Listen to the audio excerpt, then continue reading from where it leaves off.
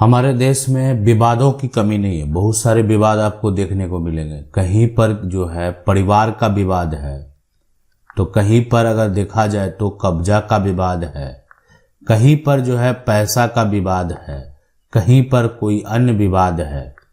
बहुत सारे विवाद आपको देखने को मिलेंगे। अब ये विवाद के लिए जो है कानून बनाए गए हैं, लेकिन अब आपको जो है जो नया नियम है, नया अधिकार है, नया कानून है, तो कोर्ट केस का जो तारीख होता है ना, तारीख पर अगर नहीं जाते हैं तो क्या होगा। बहुत सारे लोग ऐसे होते हैं जिनका विवाद चलता है, कोर्ट में केस चलता है, लेकिन वो व्यक्ति तारीख पर नहीं जाते हैं। उनको लगता है कि बार बार क्या जाना, जो है कभी एक बार चले जाते हैं, नहीं अक्सर उनको देखा जाता है नहीं भी जाते हैं। लेकिन यानी अगर आप कोर्ट केस में तारीख पर नहीं जाएंगे तो अब आपको ये नियम जो है, जो कानून है, वो जान लेना चाहिए, नहीं तो बाद में आपको समस्या हो सकता है। देखें, विवाद जो है, अगर कोई भी विवाद हो, मान लेते हैं तलाक का विवाद किसी का चल रहा है, जमीन है ना, जमीन का विवाद अगर किसी का चल रहा है, सीमा का विवाद जो है किसी का चल रहा है, बंटवारा का जो है यहाँ पर विवाद किसी का चल रहा है, बहुत सारे विवाद हैं। ठीक है, जमीन की जो है रजिस्ट्री में किसी प्रकार की गड़बड़ी हुई है, उसका विवाद चल रहा है। बहुत सारे नियम हैं, बहुत सारे कानून हैं। तो बहुत सारे नियम और कानून को अगर देखने के बाद यहाँ पर अगर देखा जाए तो अब इसमें विवाद जो है अगर किसी के बीच में होता है तो मामला अगर कोर्ट में चला गया तो कोर्ट में जो है तारीख दिया जाता है। उस तारीख पर जो है दोनों पक्ष को, ऐसा नहीं कि एक पक्ष होगा, दोनों पक्ष, केस करने वाले भी और जिस पर आपने केस किया है, दोनों पक्ष जो है उपस्थित रहेंगे। लेकिन उसमें है कि अब एक पक्ष जो है वो जाता ही नहीं है, ये सारा प्रक्रिया कर दिया गया या उनको वो नोटिस उन्होंने एक्सेप्ट कर लिया, लेकिन फिर भी वो तारीख पर नहीं जाते हैं। तो अब देखें, इसमें जो कानून है यानी क्रिमिनल लॉ है और सिविल लॉ है, दो कानून है। अगर बात करें यहाँ पर क्रिमिनल लॉ की, तो यहाँ पर जो है आप अगर किसी प्रकार का कोई भी अपराध करते हैं तो वहाँ पर जो प्रावधान है कि अब आपको जो है यहाँ पर दंड दिया जाएगा। ठीक है, यानी आप अपराध कर रहे हैं तो सजा आपको यहाँ पर मिलेगा, तो सजा का प्रावधान है। यानी क्रिमिनल जो है, अब आपराधिक अगर आपके ऊपर मुकदमा दर्ज हो गया, आपके ऊपर अगर जो केस कोर्ट केस है, अगर आपने अपराध किया है और एक तरह से जो भी आपका अपराध है उस अनुसार आपको सजा दिया जाएगा। लेकिन यहाँ पर जो है अगर बात करें तो सिविल लॉ का जो मामला है उसमें तो बहुत सारा पहले भी बताया आपको कि यहाँ पर आपका जमीन का भी मामला आ जाएगा, यहाँ पर आपका परिवार का भी मामला आ जाएगा, यहाँ पर आपका अगर शादी से संबंधित कोई विवाद हुआ वो भी मामला आ जाएगा, यहाँ पर आपका जो तलाक संबंधित कोई विवाद चल रहा है, आप एक तरह से जो है किसी बच्चे को अगर गोद लिए उसके लिए यहाँ पर जो है कोई वंशज अगर बंटवारा चाह रहा है उसके लिए भी ये यहाँ पर आप जो है केस फाइल कर सकते हैं सिविल लॉ में। गुजारा भत्ता जो है, इसके अलावा अन्य बहुत सारे जो मामले हैं यानी वो आपका सिविल लॉ के अंतर्गत आएगा।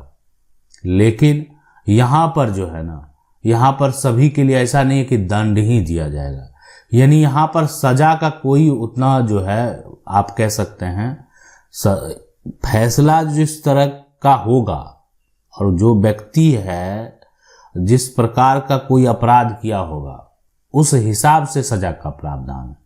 यानी यहाँ पर जो है अगर बात करें कि आपका अगर नौकरी से लेकर खरीद बिक्री, रेंट लीज से जुड़े नियम यहाँ पर जो होते हैं, यानी सिविल कानून जो है यहाँ पर जो है ये इसमें ये सारा नियम जो है जुड़े रहते हैं। यहाँ पर किसी प्रकार का कोई भी सजा का प्रावधान नहीं है, दंड का प्रावधान नहीं है।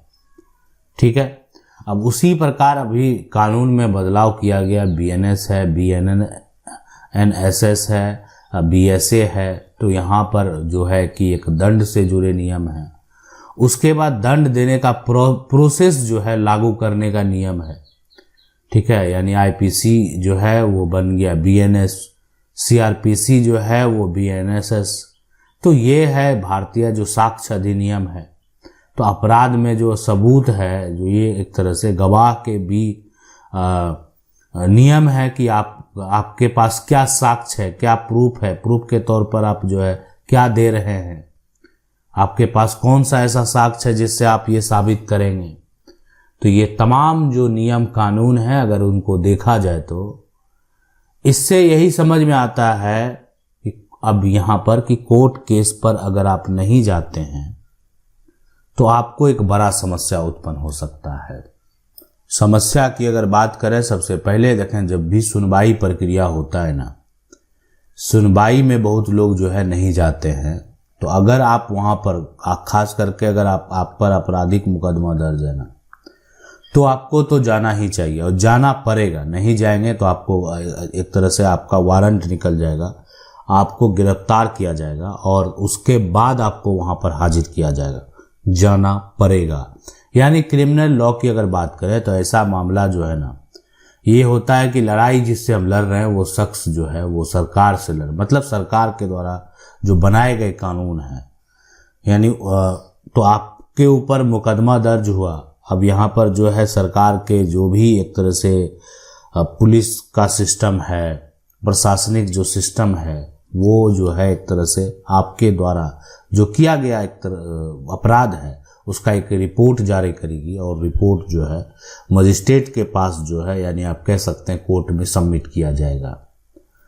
इसमें आपको सजा भी मिलता है और आर्थिक जो है दंड भी दिया जाता है। खास करके मतलब सजा के साथ साथ जो दंड दिया जाता है वो आर्थिक दंड भी दिया जाता है, मतलब पैसा भी भरना पड़ेगा। और यहाँ पर जो है लेकिन ऐसा में जो विवाद होता है ना, दो व्यक्ति के बीच में हो गया, सिविल लॉ में हो गया कि पति पत्नी का विवाद हो गया, किसी को लेकर बंटवारा का विवाद हो गया, किसी को जमीन का विवाद हो गया, तो ऐसे मामले जो हैं कहीं पर जो है बैंक से ही आपका विवाद हो गया, सेटलमेंट का विवाद हो गया, सरकार से आप मुआवजा का मांग कर रहे हैं, तो ऐसे कानून जो है यानी आप कह सकते हैं सिविल लॉ में ये सारा आ गया। अब है कि मान लेते हैं कि अगर कोई भी मामला है और वो उसका केस फाइल हो गया और आप तारीख पर नहीं जाते हैं, आप ही के द्वारा फाइल किया गया, तो देखें वैसे मामले में उस केस को जो है अदालत या तो यहाँ पर खारिज कर सकती है, आप खुद नहीं जाएंगे। लेकिन अगर सामने वाला नहीं आएगा और आप जाएंगे तो एक पक्षीय फैसला भी दिया जा सकता है। मतलब आप ठीक है केस करने वाला उपस्थित हो रहा है और जिस पर केस किया गया वो उपस्थित नहीं है, तो पहले तो उसको उपस्थित करने का पूरा प्रेशर बनाया जाएगा, फिर भी वो नहीं आएगा। अगर यहाँ पर बात करें सिविल लॉ में तो एक पक्षीय फैसला दे दिया, जो केस किया उसी के पक्ष में फैसला दे दिया। अब तो जब कोर्ट का फैसला हो गया तो नहीं आया तो अब तो उसको बड़ा समस्या उत्पन्न हो जाएगा। इसलिए कहीं ना कहीं अगर आप नोटिस को एक्सेप्ट किए हैं तो आना भी बेहद जरूरी है, आपको आना चाहिए कोर्ट में। इसके अलावा मान लेते हैं कि अगर बहुत सारे केस में क्या होता है कि मतलब ये भी देखने को मिलता है कि ठीक है विवाद तो हो गया, मामला कोर्ट में चला गया, लेकिन अब जो है दोनों का एक तरह से आप कहें कि आपस में वो विवाद खत्म हो चुका है। खत्म हो चुका है तो आपका विवाद अभी आपस में खत्म हो चुका है, आपको कानूनी तरीके से खत्म करना पड़ेगा। और कानूनी तरीके से अगर कोई विवाद खत्म होता है तो उसके लिए यहाँ पर जो है समझौता का नियम है कि आपने समझौता किया, और ये समझौता का जो नियम है यानी कानूनी तरीके से ये भी आप कह सकते एक फैसला ही है कि आपने जो है कोर्ट के समक्ष जो पहले विवाद लेकर आप गए और बाद में आपका जो बात बन गया, यानी आप जो सामने वाला है वो आपके बातों को एक्सेप्ट कर लिया, तो आपके बीच में समझौता हो गया। तो समझौता के द्वारा जो है इसको यानी खत्म किया जा सकता है। ठीक है, अब है कि ठीक है आपका एक कागज बनेगा और आपका ये जो है आपस में सुलह हो गया तो विवाद आपका जो केस है वो खत्म हो जाएगा। इसके अलावे अगर यहाँ पर बात करें क्रिमिनल लॉ की, अगर यहाँ पर बात करें तो उसमें अगर देखा जाए तो यहाँ तो अपराध करने वाला है, यहाँ पर तो आप कह सकते हैं मारपीट करने वाला है, यहाँ पर तो कोई ऐसा है जो हत्या करने वाला है, तो अब किसी के साथ अभद्र व्यवहार करने वाला है, तो इसके लिए जो सजा का प्रावधान है तो एक तरह से पुलिस के द्वारा जो जांच टीम है उनके द्वारा जांच करके रिपोर्ट बनाकर जो है वो कोर्ट में भेजा जाएगा और उनके रिपोर्ट में आपके ऊपर जो जो धाराएं लगेगी तो सबसे पहले अब आप पक्ष रखेंगे, आपके वकील उसको जो है पक्ष रखते हैं कि ये रिपोर्ट जो एक तरह से पुलिस अधिकारी के द्वारा तैयार करके भेजा गया है इसमें कितनी सत्यता है। यानी सबसे पहले उनको भी ये बात स्पष्ट करना पड़ेगा कि इसमें कितनी सत्यता है। अगर किसी प्रकार का कोई सबूत ना मिले तो वो रिपोर्ट कभी कभी झूठा भी साबित होता है। तो आप समझ गए होंगे कि कोर्ट केस में तारीख पर अगर आप नहीं जाएंगे तो क्या क्या समस्या आपको उत्पन्न हो सकता है, क्या क्या झेलना पड़ सकता है। इसलिए क्यों जाना जरूरी है दोनों केस में, क्रिमिनल लॉ में भी और सिविल लॉ में भी। आशा करते हैं वीडियो अच्छा लगा होगा। वीडियो को लाइक जरूर कर दें।